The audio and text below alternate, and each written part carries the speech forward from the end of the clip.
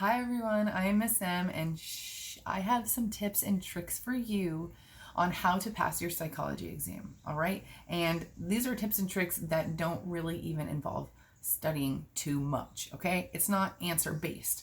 Now, the very first thing that you are going to do when you open your paper 1 is, or your paper 2 as well, you're going to head to the very end of your quiz, okay? You're going to head to the very end on paper 1 and you're going to do the very last question.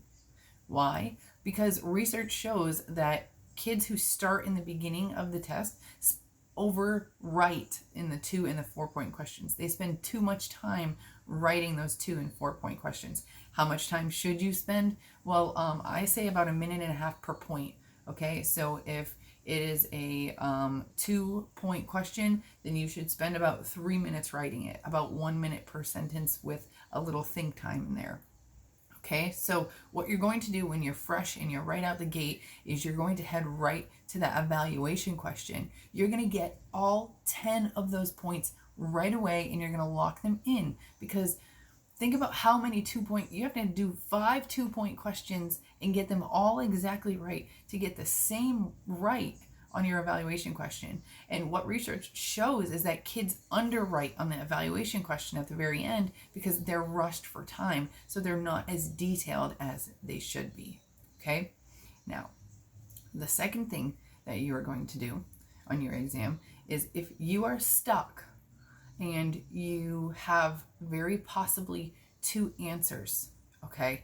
I'm not talking like lab versus field experiment or something like that, but say it's a number, or say it's a type of target population, or whatever the case may be. Heck, try whatever you can.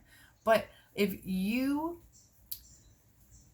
cross something out and they can still read it, then you could potentially get the points for it. So if you're writing and you believe that your answer is incorrect, don't scribble it out, unbelievably scribble it out so that nobody can read it. Just put a nice little neat line through it and then continue to write the answer that you think it is. Okay? Because by leaving that on there, it's very possible that a reader is going to, or a grader is going to understand that it's very possible that you knew the answer. Now, on the other hand, in training, we were told to make sure that we are not telling you to just throw every single answer out there, because the grader is going to know that you're doing like a Hail Mary type of answer, okay? So if it says, what are the designs of Dement and Kleitman, and you say repeated measures, independent, and matched pair, unless those 3 are really all in there, they're just going to label the entire question wrong, okay?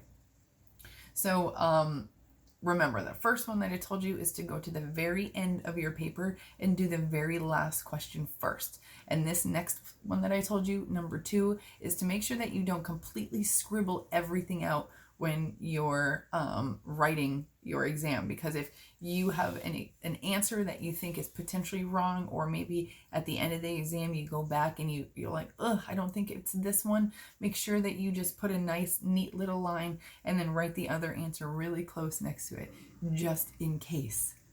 Okay, just in case. All right, guys, I hope you enjoy these quick tips on how to pass your psych exam. Good luck, guys.